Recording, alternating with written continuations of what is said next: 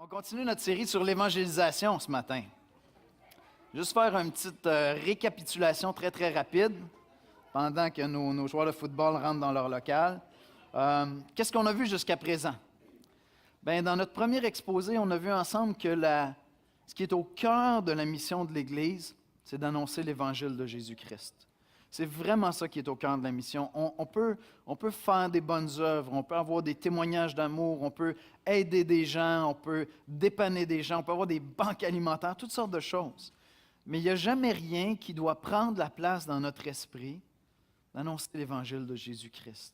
Parce que c'est ça la plus belle chose qu'on peut donner. C'est vraiment là qu'il y a toute la richesse, voir des gens venir à Jésus-Christ. Dans le deuxième exposé, on a vu ensemble que l'Évangile, c'est en fait une personne. C'est Jésus-Christ lui-même. Et que notre mandat à nous, ce n'est pas tellement de convaincre, de gagner, d'argumenter, de faire la différence dans la pensée des gens, autant que de présenter une personne qui est Jésus-Christ. Et comme on sait que Jésus-Christ est vivant, qui est une personne, c'est lui qui va venir faire l'œuvre de convaincre. Nous, on joue un peu les entremetteurs. Vous vous rappelez de l'illustration? On a des gens qu'on aime, puis on a une personne extraordinaire qu'on connaît qui est Jésus-Christ. Puis notre rôle à nous, c'est de jouer aux entremetteurs. On est là pour faire les présentations, puis tout simplement parler de Jésus. Mais c'est lui qui vient faire l'œuvre, c'est lui qui vient convaincre, parce qu'il est une personne extraordinaire. Et je dois avoir la confiance, la conviction qu'au fur et à mesure qu'il va se faire connaître à ces gens autour de moi, ils vont pouvoir découvrir combien Christ est vraiment extraordinaire. Et ce n'est pas juste une philosophie, ce n'est pas juste un style de vie, le christianisme, ce n'est pas simplement une religion, c'est tout d'abord une personne. Ensuite de ça, la semaine dernière, on a vu ensemble qui nous sommes nous. On a résumé notre identité, disons comme missionnaire à 3 mots. On est gracié.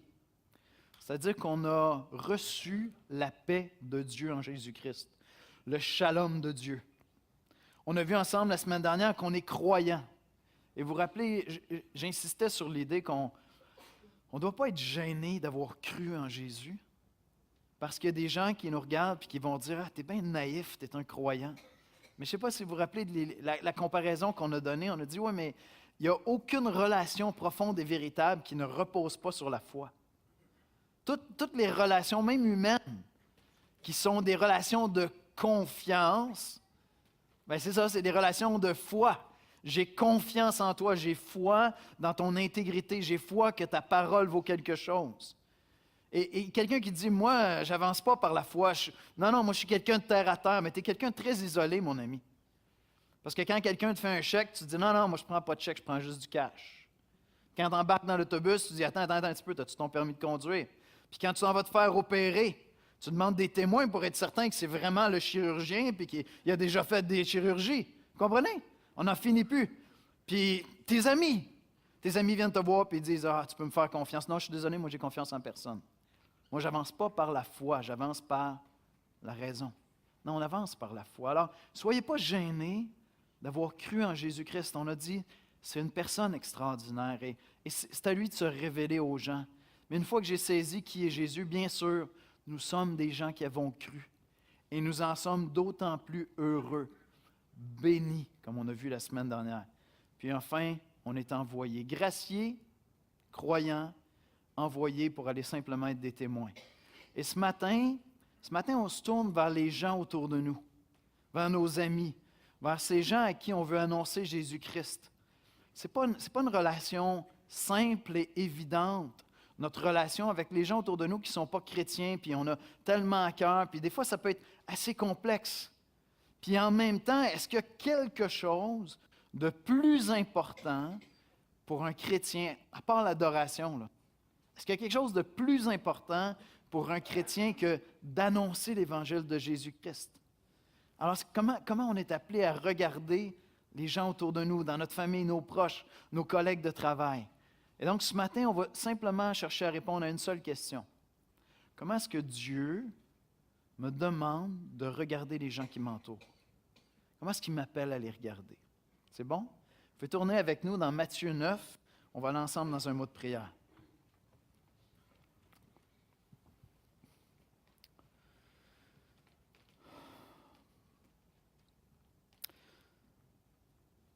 Seigneur, je veux te remercier pour ta sainte parole qui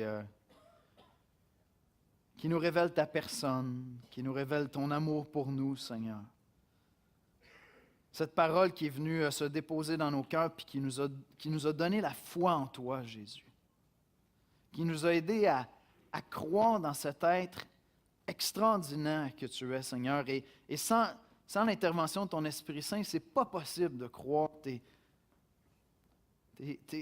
es trop grand, Seigneur, tu es trop merveilleux. Ce matin, je veux te demander de venir parler à nos cœurs de ton cœur à toi, Jésus. Comment est-ce que toi, tu considérais les gens pendant ton ministère? Comment est-ce que tu regardes actuellement les gens autour de nous, dans nos familles, nos collègues de travail? Quel regard tu veux que nous déposions sur eux, Seigneur, pour te ressembler, puis entrer dans cette mission qui est ta mission à toi, Seigneur? Viens parler à nos cœurs ce matin. C'est en Jésus-Christ qu'on te prie. Amen. Amen. Alors, le passage biblique de ce matin est tiré de Matthieu 9, les versets 35 à 38 dans la nouvelle édition de Genève. Alors, Matthieu 9, au verset 35 à 38. Jésus parcourait toutes les villes et les villages, enseignant dans les synagogues, prêchant la bonne nouvelle du royaume et guérissant toute maladie et toute infirmité. Voyant la foule, il fut ému de compassion pour elle, parce qu'elle était languissante et abattue, comme des brebis qui n'ont point de berger. Alors il dit à ses disciples, « La moisson est grande, mais il y a peu d'ouvriers. Priez donc le maître de la moisson d'envoyer des ouvriers dans sa moisson. » Hey, merci pour cette longue lecture, Danny.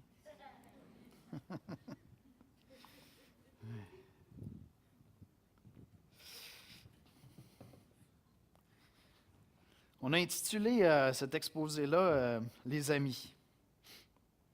Pendant qu'on veut parler des gens autour de nous. Puis, il y a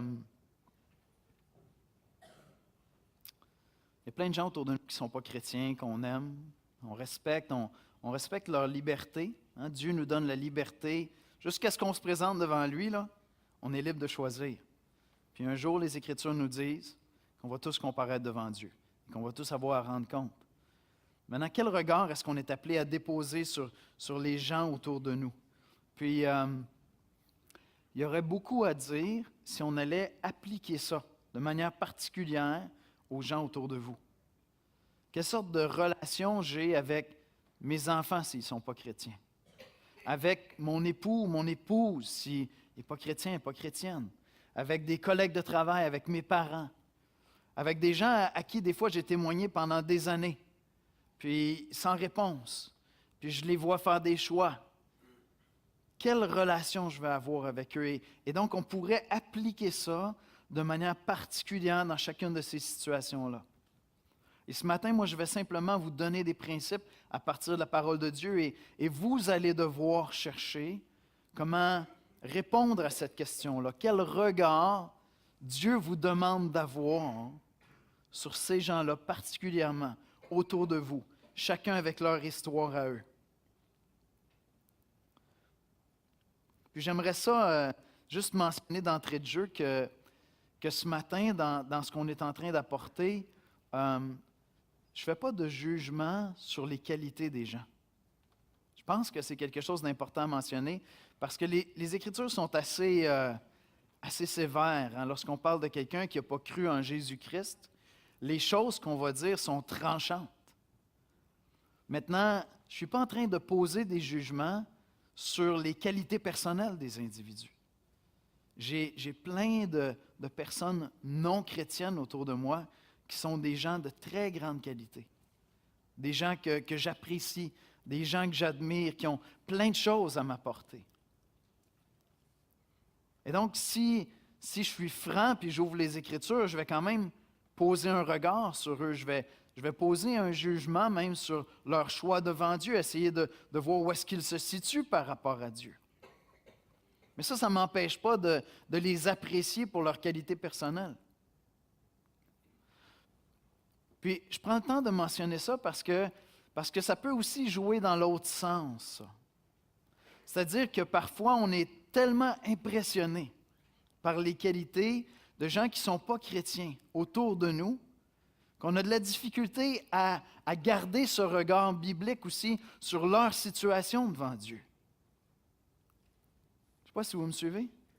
Il y a des gens qu'on apprécie, qu'on admire, puis des fois tu les regardes. Je pensais à quelqu'un cette semaine, puis je me disais, tableau, j'ai tellement de choses à apprendre de cette personne-là sur la bonté. C'est vrai. Puis pourtant, honnêtement, clairement, cette personne-là n'est pas chrétienne. Clairement, là, je veux dire, sa foi, je la connais très bien, c'est pas le christianisme, c'est très, très clair. Puis parfois, ce regard-là, ce respect-là profond qu'on a, peut nous lier à quelque part, nous paralyser, nous empêcher de garder la perspective biblique quand même sur leur situation. Alors, je voulais juste dire ça d'entrée de jeu. Puis on a intitulé l'exposé « Les amis ». Pourquoi les amis? Parce qu'on a beaucoup d'affinités avec les gens qui nous entourent. Même si après un certain nombre d'années de vie chrétienne, il y a comme un regard qu'on dépose sur le monde où on voit des choix que notre société est en train de faire, puis là on dit, ça n'a juste aucun bon sens. Ça n'a pas d'allure, l'aveuglement. Puis des fois, c'est des proches qui sont là, puis tu te dis, mais tableau, il pourrait tellement faire des meilleurs choix dans sa vie. Puis ça aussi, ça peut créer une distance dans notre cœur avec les gens autour de nous. J'ai trouvé ça intéressant, juste la définition dans le dictionnaire Antidote d'amis. Voici ce que ça dit. Personne pour laquelle on éprouve de l'amitié, de l'affection, avec laquelle on partage certaines affinités.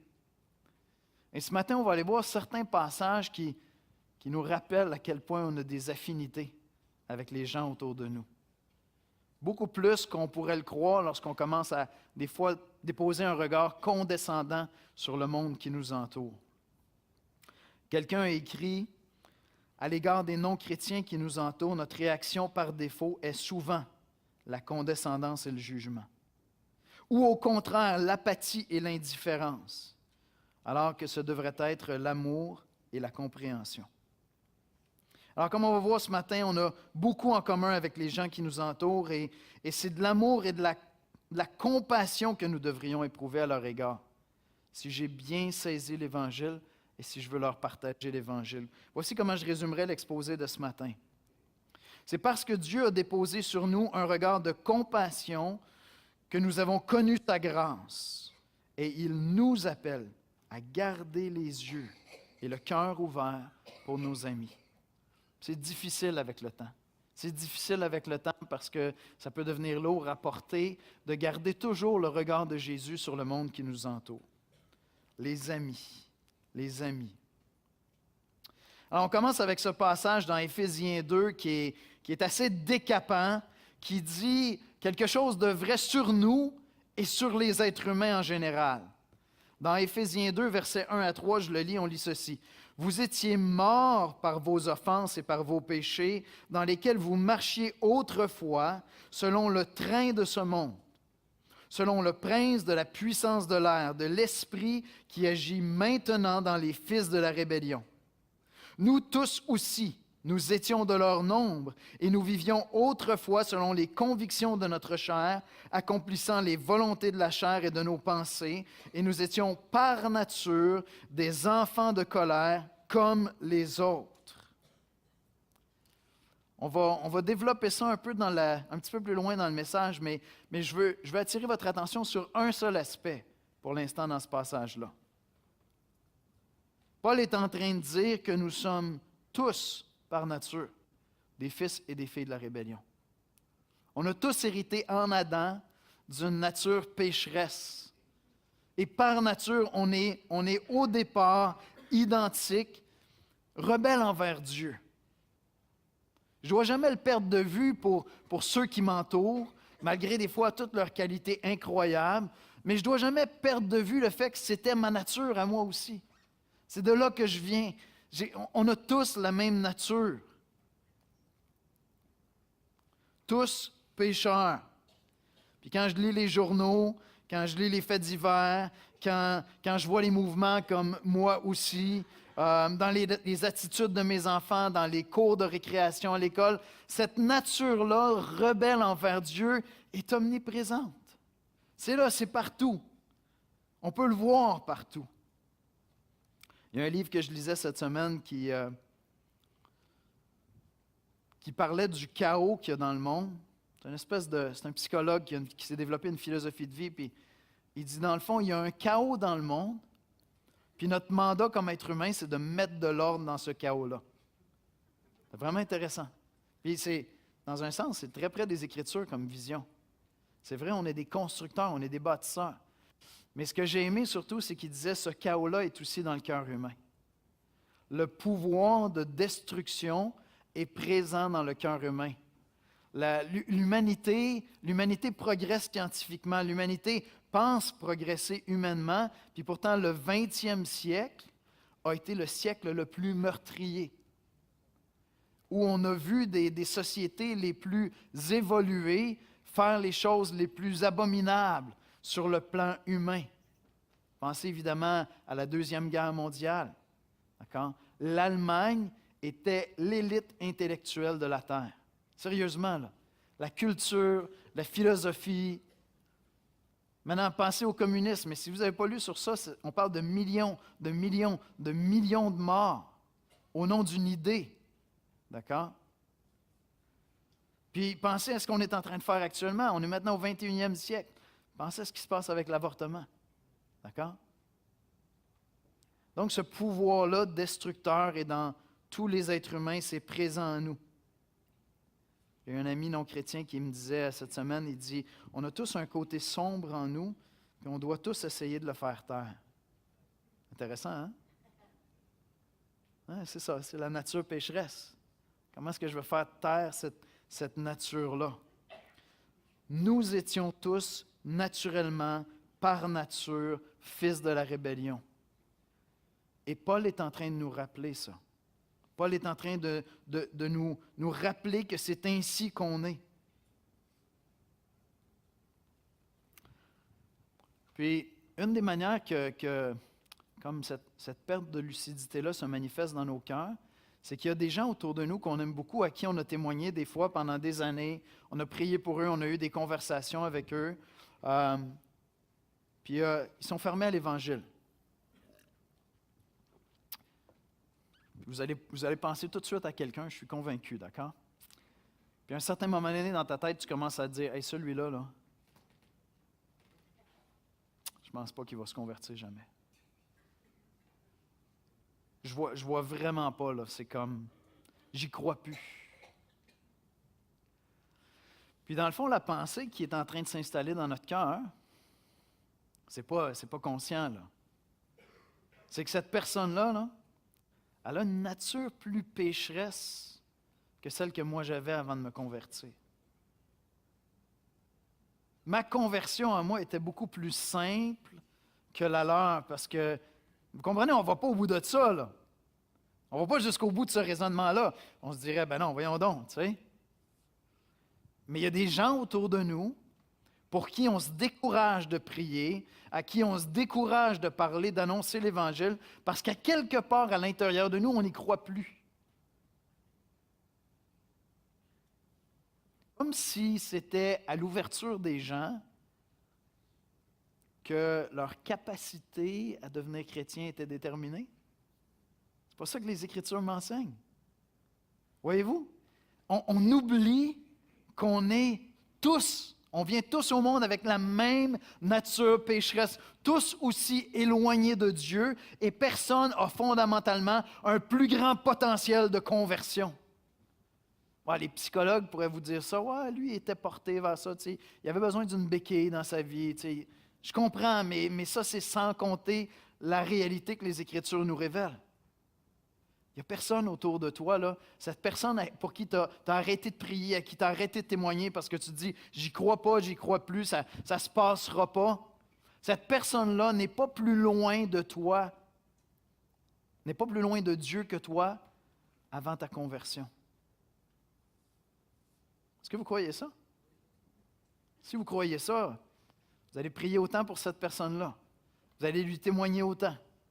Puis laissez-moi vous donner juste une illustration avec l'apôtre Paul. Je ne sais pas si vous vous êtes déjà posé la question, Combien de fois est-ce que l'apôtre Paul a entendu l'Évangile avant de se convertir? Avez-vous déjà posé cette question-là? C'était un persécuteur des chrétiens. Il était là au meurtre d'Étienne. Il gardait les côtes des gars pendant qu'il faisait la sale job. Puis Étienne a prêché l'Évangile solide. Puis il pourchassait les chrétiens partout, puis il les faisait arrêter. Puis ce gars-là a entendu l'Évangile, là. Puis écoutez, c'était comme un expert de la parole de Dieu. Puis cette secte juive-là, les chrétiens, annonçaient que le Messie des Juifs était arrivé. C'est certain que Paul a pris le temps de se poser la question, est-ce que c'est lui? Il a étudié les textes, il a regardé ça, puis il a dit, c'est pas lui, c'est évident. Donc, il a étudié l'Évangile, la bonne nouvelle que les chrétiens annonçaient, puis il a conclu, c'est pas bon. Je ne sais pas, mais tu sais, est-ce que si tu avais rencontré Paul comme chrétien, puis tu avais dit, hey, Danny, Paul s'en vient, t'irais-tu y annoncer l'Évangile? Je ne sais pas si tu serais allé là en disant, ah, celui-là, gros potentiel de conversion, je pense qu'il va devenir chrétien. Écoutez, il s'est converti, puis les chrétiens ne croyaient pas. Vous comprenez? Les chrétiens se méfiaient de lui, ils pensaient que c'était une ruse pour pouvoir les attraper. Mais c'est ce même Paul-là qui a écrit Éphésiens 2, puis qui nous dit non, non, non, non, non, non, non, non, non, non, non, non. On était tous par nature identiques. Personne n'était plus près ou plus loin de Dieu. Par nature, tous fils de la rébellion. Et ce matin, je veux qu'on se rappelle de ça à la lumière des Écritures. Parce que lorsque je regarde les gens autour de moi, puis que je les regarde faire certaines décisions, prendre certains choix, puis s'enligner dans une direction, puis réagir bien ou mal face à l'Évangile, je n'ai pas à m'arrêter à ce qui frappe les yeux. Je dois aller vers la vérité de la parole de Dieu. On était tous pareils. C'est pas vrai qu'il y avait quelque chose de plus cute en toi, puis de plus spirituel en toi qui faisait que, toi, tu allais choisir l'Évangile quand on allait te le présenter. Non, c'est pour ça qu'on a pris le temps de dire, nous, on est des entremetteurs, on fait les présentations. Hey, j'aimerais ça te présenter quelqu'un d'extraordinaire qui pourrait vraiment changer ta vie, il s'appelle Jésus. Puis après ça, c'est l'Esprit Saint qui fait le travail. Ça se peut que j'ébatte, ça se peut que j'argumente, ça se peut qu'on ait des vraies discussions, mais le jour où je commence à croire que c'est à force d'arguments que les gens vont se convertir, ou c'est parce que celui-là est mieux disposé qu'un autre, puis celui-là est trop fermé, wow! C'est tellement loin de la vérité des Écritures, c'est Dieu qui fait ce travail-là, puis on était tous aussi éloignés de Dieu que la personne qui est autour de toi, que tu dis, lui, là, écoute, je suis désolé, j'arrive plus à y croire. Reviens vers la parole. Nous étions de leur nombre, tous avec la même nature, chacun d'entre nous. Puis Dieu peut les sauver. Dieu peut les sauver. Maintenant, quelle est cette condition? Qu'est-ce que ça entraîne dans leur vie? Qu'est-ce qu'on va observer dans la vie des gens qui ne sont pas chrétiens? J'ai résumé ça comme ça. Sourd à Dieu, mais tellement créatif. Sourd à Dieu, mais tellement créatif. Toujours dans Éphésiens 2, verset 3, on lit « Nous tous aussi, nous étions de leur nombre et nous vivions autrefois selon les convoitises de notre chair, accomplissant les volontés de la chair et de nos pensées, et nous étions par nature des enfants de colère comme les autres. » Dans Éphésiens 4, 18, l'apôtre Paul dit ceci, j'ai toujours aimé cette expression-là, je trouve qu'elle résume bien tellement de choses que je vois dans la société puis que je vois dans mon cœur avant de venir à Christ. Il dit, ils sont étrangers à la vie de Dieu à cause de l'ignorance qui est en eux, à cause de l'endurcissement de leur cœur. Ils sont étrangers à la vie de Dieu. Ils sont sourds à la révélation de Dieu. C'est quelque chose qu'ils ne connaissent pas. Vous êtes déjà allé dans un pays où vous êtes vraiment comme déstabilisé par la culture? Je ne sais pas si vous êtes... Mais on a plein de gens qui sont venus ici au Québec. Premier hiver au Québec, tu sais, c'est comme... Hein? Non? Tu dis, je ne suis pas chez moi ici, là. Il y a quelque chose qui ne fonctionne pas. J'ai partagé, je suis allé en Haïti, on va vous raconter ça bientôt. Mais il y a des choses que j'ai vues là-bas qui étaient extraordinaires, mais en même temps, je me disais, OK, je pense que je ne suis plus chez moi. Et une des choses simples. On s'en va au marché, les gens se touchent là-bas. Quelqu'un te croise au marché, met sa main sur ton bras, il touche. Il y a une proximité. C'est comme, wow, c'est ma bulle. Mais le pire, c'est que j'ai vraiment aimé ça. J'ai vraiment trouvé ça génial. Mais je parlais avec d'autres qui étaient avec nous, puis c'était comme, OK, moi, je ne vais plus au marché, tu sais. Étranger. Des codes que je ne connais pas, je ne m'y retrouve pas, je suis déstabilisé. Ils sont étrangers.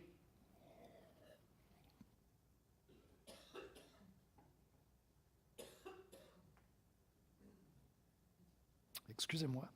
Puis il y a deux choses que je vois dans le texte, dans Éphésiens 4, 18. Ça va venir, je m'excuse. À cause de l'ignorance qui est en eux, à cause de l'endurcissement de leur cœur. C'est comme s'il y a deux facteurs. Ils ne connaissent pas Dieu. Ils sont ignorants des choses de Dieu. Pas pour dire que c'est des ignorants, là, comprenez? Je dis, il y a plein de domaines, des fois, ils sont tellement plus connaissants que moi, puis j'en ai plein qui peuvent m'enseigner 1 million d'affaires, mais concernant la vie de Dieu, ils sont ignorants. Et donc ça, c'est quelque chose, à quelque part, qui est à l'extérieur d'eux. Mais il parle aussi de l'endurcissement de leur cœur, la rébellion, qui est réelle, qui est là. Le cœur qui s'endurcit, qui résiste à Dieu, qui refuse de se soumettre à Dieu. Alors, d'une part, on doit toujours garder à l'esprit quand on veut annoncer l'Évangile à nos proches, que des fois, ils vont avoir des réactions qui sont dues au fait qu'ils ne connaissent pas Dieu. Et jamais la prière du publicain, vous vous rappelez du pharisien, le pharisien publicain, vous vous rappelez de la prière? « Ô Dieu, je te loue de ce que je ne suis pas comme le reste des Québécois. » Ça ne sera jamais une prière chrétienne, cette affaire-là. « Ô Dieu, je te loue de ce que je ne suis pas comme le reste de ma famille. » Non, je suis pareil comme eux, c'est juste que j'ai rencontré Jésus. Maintenant, je suis différent, mais c'est à cause de Christ. Et s'ils ont des réactions qui est tellement étrangères à Dieu, c'est parce qu'ils ne connaissent pas Dieu. Mais Paul dit aussi que c'est à cause de l'endurcissement de leur cœur. Et dans ce sens-là, l'être humain devient hyper créatif. On le dit souvent à l'Église, c'est comme si Dieu l'avait programmé dans notre ADN. Nous sommes des adorateurs. L'être humain est un adorateur. Et à partir du moment où l'être humain refuse la révélation de Dieu, rejette la révélation de Dieu, refuse de rendre gloire à un être supérieur, puis à se soumettre à ce Dieu-là, il va continuer à adorer. Fait qu'on est créatif. Et là, on va se créer. On va se créer des dieux à adorer. Des dieux qui vont répondre à nos besoins. On lit dans Romains 1, 18 à 23, je vais lire, c'est une longue section, mais écoutez bien ceci, tellement précieux pour comprendre les gens autour de nous. La colère de Dieu se révèle du ciel contre toute impiété et toute injustice des hommes qui retiennent injustement la vérité captive. Car ce qu'on peut connaître de Dieu est manifeste pour eux, Dieu le leur ayant fait connaître. Donc, il y a la révélation générale. Je devrais au moins pouvoir dire, hey, on ne s'est pas inventé la gang, je pense qu'il y a quelqu'un qui nous a inventé. Il y a quelqu'un au-dessus de tout ça. En effet, les perfections invisibles de Dieu, sa puissance éternelle et sa divinité se voient comme à l'œil nu depuis la création du monde quand on les considère dans ses ouvrages. Ils sont donc inexcusables car, ayant connu Dieu, ils ne l'ont point glorifié comme Dieu et ne lui ont point rendu grâce, mais ils se sont égarés dans leurs pensées et leur cœur sans intelligence a été plongé dans les ténèbres. Se vantant d'être sages, ils sont devenus fous.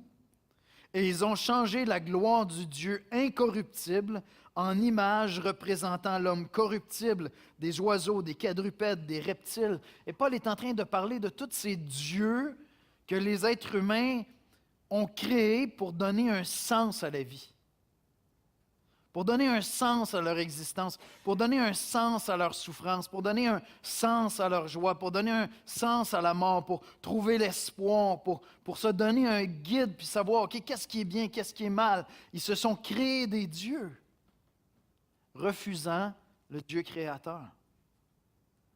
Et ça va se manifester dans la vie des gens autour de nous par des idoles dans leur vie. Ils vont avoir des vies déséquilibrées, courant après des choses, des passions qui pourraient combler ce besoin-là que Dieu seul peut combler. Et puis ce qui se passe, évidemment, c'est que les idoles sont des dieux ingrats. C'est des dieux qui ne donnent pas vraiment. Ils donnent pour t'asservir. On va voir dans la vie des gens autour de nous toutes sortes de dépendances, de péchés qui sont là, de folie, ou cette incapacité de construire un mariage qui repose sur la parole de Dieu, construire une carrière où cette carrière-là, un peu comme je racontais tantôt avec Zach Hurst, n'est pas l'idole de ta vie. Non, tu es un adorateur de Dieu, puis tu joues au football. Puis tu gagnes un Super Bowl. Mais tu fais des disciples. Puis si tu as à choisir entre les deux, le choix n'est pas très difficile. Mais si c'est une idole, si c'est un Dieu dans sa vie, qu'est-ce qui se passe? On connaît la vie assez déglinguée de bien des sportifs professionnels qui poursuivent cette idole-là, puis avec tout ce que ça entraîne autour, comme style de vie, comme débauche, des vies brisées. Et donc les gens autour de nous sont sourds à la révélation de Dieu, mais sont extraordinairement créatifs parce qu'on est des adorateurs par défaut. On est des êtres passionnés qui allons nous créer des dieux pour remplacer le seul vrai Dieu.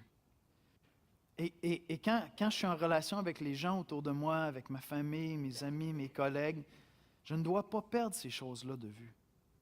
Je dois les avoir à l'esprit pour ne pas commencer à faire la prière du pharisien. Oh Seigneur, je te loue de ce que je ne suis pas comme lui, comme elle. Tu es tellement comme lui si ce n'était pas pour la grâce de Dieu. Tu es tellement comme lui. Tu es tellement comme lui. Rick Tice, un évangéliste, a écrit ceci. Comment réagissons-nous aux gens qui nous entourent? Voyons-nous premièrement leur succès, tout ce qu'ils possèdent, leur grande confiance en soi, tout ce qui peut être impressionnant, ou voyons-nous qu'au fond, ils sont errants et fatigués? Comme Jean Calvin l'écrivait, ils errent dans un labyrinthe de ruines qui n'a pour sortie que la mort. Est-ce qu'on voit que les gens autour de nous qui ont peut-être des succès incroyables courent après une idole et que cette idole-là va les asservir? Est-ce que je suis conscient de ça? Est-ce que je suis conscient que s'ils sont en train de faire ça, puis moi je ne suis pas en train de faire ça, c'est juste à cause de la grâce de Dieu? Parce que par nature, je servais moi-même des idoles. Puis c'est parce qu'il y a quelqu'un qui a eu le courage de se dire « Hey, moi aussi, j'étais comme Yannick avant, puis c'est pas grave si Yannick me dit non, c'est pas grave si Yannick s'en va tout croche, je vais continuer à lui parler du Seigneur. Je vais continuer à être là, à être témoin. Je vais continuer à jouer l'entremetteur puis présenter Jésus. Dans la prière, que Dieu va venir faire la différence et que Dieu va l'aider à connaître Jésus-Christ. J'aimerais terminer avec cette idée-ci. La compassion de l'Église se trouve dans la prière de Christ. J'arrive enfin au passage que Danny nous a lu tout à l'heure, dans Matthieu 9. Et j'aimerais terminer avec ceci, lorsqu'on pense aux gens qui nous entourent. Matthieu 9, versets 35 et 36. Jésus parcourait toutes les villes et les villages, enseignant dans les synagogues, prêchant la bonne nouvelle du royaume et guérissant toute maladie et toute infirmité. Voyant la foule, il fut ému de compassion pour elle, parce qu'elle était languissante et abattue, comme des brebis qui n'ont point de berger. Jésus était là au milieu d'eux et il avait ce regard lucide sur les gens. Il savait que ces gens-là suivaient des docteurs de la Bible à l'époque qui ne comprenaient pas la Bible, qui ne comprenaient pas ce qu'ils enseignaient, qui se servaient des Écritures pour s'élever au-dessus du reste du petit peuple parce que c'était eux les super religieux. Ils comprenaient que ces gens-là se servaient de la loi pour manipuler des gens, puis faire du mal, puis déposer des fardeaux sur les gens. Ils voyaient cette foule-là qui poursuivait ses passions, qui était dans la confusion, qui ne connaissait pas vraiment Dieu. Et le regard qu'il avait pour eux, c'est de la compassion. C'est de la compassion. C'est juste à cause de la compassion que Christ est venu mourir sur la croix pour nous. On lit dans Éphésiens 2, toujours, versets 4 à 7. « Mais Dieu qui est riche en miséricorde, à cause du grand amour dont il nous a aimés, nous qui étions morts par nos offenses, nous a rendus vivants avec Christ. C'est par grâce que vous êtes sauvés. Il nous a ressuscités ensemble et nous a fait asseoir ensemble dans les lieux célestes en Jésus-Christ afin de montrer dans les siècles à venir l'infinie richesse de sa grâce par sa bonté envers nous en Jésus-Christ. » Si toi et moi, on est chrétiens, ce n'est pas parce qu'on avait une nature différente des gens les plus endurcis autour de nous. Ce n'est pas parce qu'on avait une nature un peu plus spirituelle ou religieuse que Paul avait la nature la plus religieuse que vous pourriez imaginer. Ça faisait de lui un persécuteur des chrétiens, un ennemi de Christ. Par nature, on est tous pécheurs. On est tous pécheurs, chacun d'entre nous. Puis Christ nous appelle à garder un regard lucide sur les gens autour de nous, à être conscients de leurs conditions. Leurs conditions à la fois de personnes qui sont étrangers à Dieu, qui ne connaissent pas Dieu, qui ne peuvent pas connaître Dieu par eux-mêmes, puis en même temps qui sont pécheurs et rebelles contre Dieu, qui s'endurcissent à l'égard de Dieu, qui servent d'autres dieux, qui les asservissent, puis qui les rendent profondément malheureux. Vivre comme un non-chrétien sans Dieu, ce n'est pas une vie facile. Ce n'est pas une vie facile. Si c'était une vie facile, les Québécois seraient vraiment des gens super heureux avec le taux de suicide les plus faibles au monde.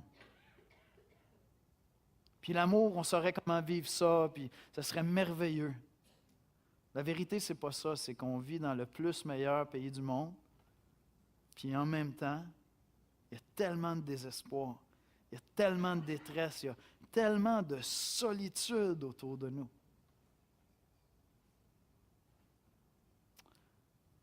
Vivre sans Dieu, ce n'est pas une vie facile. Et on devrait avoir compassion d'eux. Regardez ce que Jésus dit au verset 37-38, toujours dans Matthieu 9. « Alors il dit à ses disciples, « La moisson est grande, mais il y a peu d'ouvriers. Priez donc le maître de la moisson d'envoyer des ouvriers dans sa moisson. » Je pense que les premiers disciples ont prié, parce que vous êtes là. Je pense que les premiers disciples ont prié pour que Dieu sauve puis qu'il envoie des ouvriers. Je pense qu'il y a des gens en Ontario qui ont prié pour le Québec, puis que Dieu sauve des Québécois, puis qui envoie des ouvriers pour gagner d'autres Québécois à l'Évangile. Je pense qu'ils ont prié parce que vous êtes là. Je pense qu'ils ont prié pour ça. Je pense qu'il y a des gens en France qui ont prié, qui ont envoyé des missionnaires pour implanter des églises ici au Québec, puis Dieu a répondu à leurs prières parce que vous êtes là, parce que je suis là. C'est vraiment intéressant, hein? Nous sommes, chacun d'entre nous comme chrétiens, la réponse de ces prières qui prient pour que Dieu envoie des ouvriers. Parce que nous sommes tous des ouvriers de l'Évangile. Chacun d'entre nous.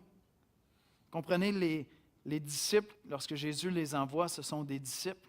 Ce n'est pas des super disciples. Quand Jésus dit « Priez le maître de la moisson d'envoyer des ouvriers », il n'est pas en train de dire « Priez pour que Dieu envoie un SWAT team qui vont être des super évangélistes, puis qui vont être super efficaces, puis qui vont convaincre le monde avec leurs arguments. » Toute la théologie du Nouveau Testament dit le contraire de ça. La vérité, c'est qu'un chrétien, c'est quelqu'un qui a reçu l'Évangile. Par défaut, c'est un missionnaire. C'est un témoin de Christ. C'est quelqu'un qui peut comprendre parfaitement les gens autour de lui qui résistent à Dieu. Pourquoi il peut le comprendre? Parce qu'on est tous faits de la même nature. C'est pas parce que j'ai reçu une nouvelle nature en Jésus-Christ que je ne sais pas d'où je viens, que Dieu m'en préserve. Fait que si tu es chrétien, je vais te répéter quelque chose que C.J. Mahaney, si vous avez déjà lu son livre L'humilité ou La grâce, C.J., une fois, on était à une conférence, puis il m'avait fait énormément de bien. C'était la première fois que j'allais à une grosse conférence avec plein de pasteurs, puis c'est comme si j'étais, pas un buffet chinois, ça serait pas le bon calibre, tu sais, mais comme, tu sais, dans un gros restaurant extraordinaire, puis j'avais mangé, là, du boudin, du filet mignon, du sushi toute la semaine, tu sais. Puis là, on arrive à la fin de la conférence, puis CJ s'adresse à nous, puis il dit, « OK, les amis, là, plusieurs d'entre vous, vous dites, c'est moi qui dois prêcher dimanche chez nous. Puis vous dites, pauvre Église, après tout ce que j'ai entendu ici, elle ne pourra jamais entendre ça, parce que moi, je ne suis pas lui, puis lui, puis lui, puis lui, puis lui. » Puis CJ avait dit quelque chose de profondément biblique, puis tellement précieux. Alors écoutez-le parce que je vais vous le dire à vous. Moi, ça m'avait fait énormément de bien. CJ nous avait dit, si vous êtes pasteur d'une église, c'est parce qu'une église vous a appelé à être pasteur là-bas. Puis Dieu appelle ses ouvriers à travers l'église. Puis si Dieu vous a établi là, ça veut dire que c'est vous qui devez prêcher. Puis si c'est vous qui devez prêcher dimanche prochain, c'est vous dont Dieu veut se servir. Fait que la vérité, là, puis c'est pas juste de l'argumentaire, la vérité profonde bibliquement, c'est qu'il n'y a personne qui pourra apporter un message plus pertinent pour l'Église où vous êtes appelés que vous. Parce que c'est vous que Dieu a appelé. Alors, quelqu'un pourrait être plus éloquent, quelqu'un pourrait être plus impressionnant. Mais Dieu envoie ses serviteurs, pas sur la base de leurs compétences puis de leur éloquence. Il envoie ses serviteurs parce que c'est lui qui les appelle et c'est lui qui les envoie. Si tu es chrétien, si tu es chrétienne, Dieu t'a appelé. Autrement, tu ne serais pas chrétien. Je veux dire, si tu peux devenir chrétien sans être appelé, c'est parce que, encore une fois, tu as une meilleure nature que moi. Hein? Moi, je sais que je suis chrétien juste parce que Jésus m'a couru après tellement longtemps qu'à un moment donné, j'ai plié les genoux et ça s'est arrêté là. Si tu es chrétien, c'est parce que Dieu t'a appelé. Puis si Dieu t'a appelé, il t'a envoyé aussi. Il t'a envoyé, il t'a placé dans une famille. Il t'a placé dans un milieu de travail, il t'a placé à l'université, il t'a placé à l'école secondaire, il t'a placé dans telle école, dans tel milieu, avec tels amis autour de toi. Puis je comprends que des fois, lorsqu'on est dans la conversation, on se dit, il me semble qu'il y a du monde qui ferait tellement de meilleur job que moi ici. Si c'était juste ça la question, je pense que Jésus aurait envoyé juste des anges pour faire la job, vous comprenez? Moi, je ne serais pas en avant. Parce que moi, je le sais. Quand je me prépare, puis quand je descends, je dis, « Oh, Seigneur, si ce n'était pas de toi, ce serait la catastrophe à chaque dimanche. » Puis je le crois, puis je le sais, puis je le vis. Mais si tu es chrétien, Dieu t'a appelé, puis Dieu t'a envoyé. Dieu t'a envoyé dans un milieu spécifique, comme missionnaire, avec l'Évangile. Puis notre réflexe, souvent, c'est de se mettre un peu à l'abri. Parce que ça peut devenir lourd, ça peut être intimidant, on peut craindre de parler, puis dans ce temps-là, on peut tomber soit dans la condescendance, on crée une distance, je ne peux pas trop me mêler, tu sais, ils sont comme, c'est tout croche leur vie, tu sais. Ou encore dans une espèce d'apathie, une indifférence carrément, je ne veux plus faire face à cette réalité-là. Et aujourd'hui, le Seigneur nous dit à travers sa parole, on est tous de la même nature, il n'y a personne autour de toi qui est plus difficile à sauver que tu l'as été lorsque tu t'es converti. C'est pas vrai, ça. C'est un mensonge si tu crois ça. C'est faux. Puis je sais qu'il y a des personnes autour de toi pour qui tu pries depuis 5 ans, 10 ans, 15 ans, 20 ans, 30 ans. Puis quoi encore? Continue à prier. Continue à témoigner. Il y a des gens qui te mettent en boîte, tu ne sais pas comment répondre, tu ne sais pas comment argumenter avec eux. Ils ont toujours la bonne réponse, ils ont toujours la bonne réplique. Tu n'es pas aussi éloquent qu'eux. De toute façon, ils ne se convertiront pas grâce à tes arguments. Je te l'assure. Je te l'assure. S'ils se convertissent grâce à tes arguments, ils vont abandonner la foi, parce que ce ne sera pas une vraie conversion. Mais la nouvelle naissance, c'est une œuvre de l'Esprit dans nos cœurs, et notre rôle à nous, c'est d'être des témoins de Jésus-Christ. On joue les entremetteurs, on garde un cœur de compassion, on prie pour que Dieu envoie des ouvriers, puis on comprend qu'on fait partie de la réponse à nos propres prières. Amen? J'aimerais inviter les musiciens à venir me rejoindre à l'avant, s'il vous plaît. Les amis, Dieu nous a placés à Longueuil. Dieu nous a placés dans une famille. Dieu a placé des gens autour de nous. Et on ne doit pas permettre que le temps qui passe, les arguments difficiles, le style de vie des gens autour de nous, nous amène à nous asseoir dans un confort qui va faire qu'on ne sera plus disponible pour annoncer l'Évangile. Charles Spurgeon, un des plus grands prédicateurs de tous les temps, mais un des plus grands évangélistes aussi, faisait cette prière. « Seigneur, sauve-nous de vivre dans le confort alors que les perdus sombrent vers l'enfer. » Et si à travers cette série-là, Dieu vient simplement vous remettre en question, si à travers cette série-là, Dieu vient simplement ouvrir vos yeux sur l'importance d'annoncer l'Évangile autour de vous, puis avoir de la compassion pour les gens autour de vous, on va commencer à parler de Christ, à annoncer Christ. On va prier ensemble. Seigneur Jésus,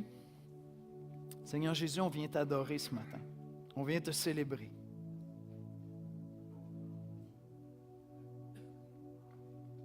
Seigneur, on veut te demander de fortifier notre foi, d'ouvrir nos yeux, de disposer nos cœurs,